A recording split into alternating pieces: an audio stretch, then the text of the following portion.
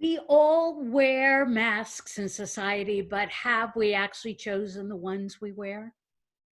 Or were they planted on you by someone else? The first mask thrust on me to be a good little Catholic girl. I didn't like being good. I didn't necessarily want to be bad, but if it was one or the other, I'd choose bad. It was more fun. The nuns tried to reform me. They told my mom I would end up in prison the way I was going. In second grade, Sister Isabel summoned me to the school library, and I sat down at one of the children's-sized reading tables. An imposing woman at 5'7" and built like a linebacker, Sister Isabel sat next to me, her hulking frame overwhelming the little chair. "You're killing your mother." I looked at her. I was speechless, a rare occurrence for me. "I can analyze handwriting, and I've been analyzing yours. It shows me that you're killing your mother." I'm 8 years old. And here this nun is saying, "Oh my God, you need to be obedient or you will kill your mother. Think about that." Sister Isabel left the library. I looked at my handwriting. Could anyone see the evil there in my Palmer method loopy handwriting?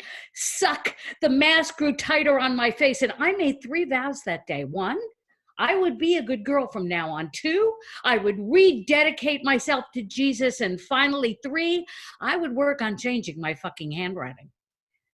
Second grade continued with my mask fused in place. My friends worried I wouldn't crack jokes, make fun of the nuns, or talk about how stupid my sister and parents were. I was a good girl. I was also now very boring. I didn't care. I was saving my mother from certain death. Before my session with Sister Isabel, I got good grades, all A's. Now my grades were slipping. I had trouble concentrating. An always chubby kid, I was losing weight inexplicably.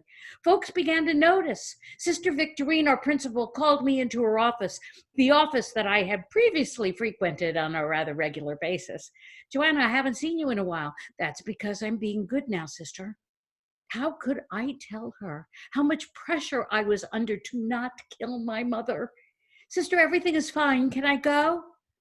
I walked out of the office and the mask became a full body cast now. I was in so much pain. I cried every day because I was so scared.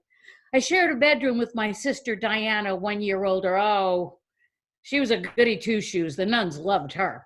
Certainly she wasn't killing mommy. One evening, we were both doing homework in our room. "What's wrong with you, Joe? You're acting like a weirdo lately." "Am not. I'm doing well. I raised my conduct grade." "Exactly," the ever officiously knowledgeable Diana retorted. She left the room and returned with our dad, our strong Sicilian dad, stern but also a poet. I both loved and feared my dad. "Let's go for a walk," he said. We went outside and across the street to the 4 giant boulders we kids played on. My dad sat on one and I climbed up on another. "What's this all about?" And then it spilled out. "It's awful. I'm awful." Sister Isabel read my handwriting and said my badness was killing mommy. "What?" My father flashed his famous Sicilian anger. "I'm so sorry, Dad. I love mommy. I don't want to kill her." Daddy stood up and grabbed me from that boulder and held me strong in his arms, my feet 3 inches off the ground. "Joanna, you are who you are." He set me down and then kneeled to look straight into my eyes. "First off, that damn nun can't analyze handwriting, and even if she could, it wouldn't show any such thing. You're not killing Mom. We love you, Joe." Whap. That tight mask fell off, revealing me just little old plain me. I heard that my dad went to school the next day. He never mentioned it. A friend saw him there in Sister Victorine's office with Sister Isabel as well, and they heard the loud voice of an angry man. Sister Isabel always avoided me after that.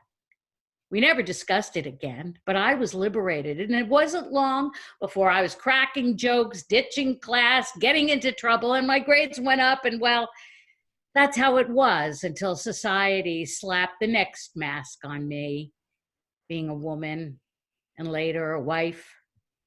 But that's for another day.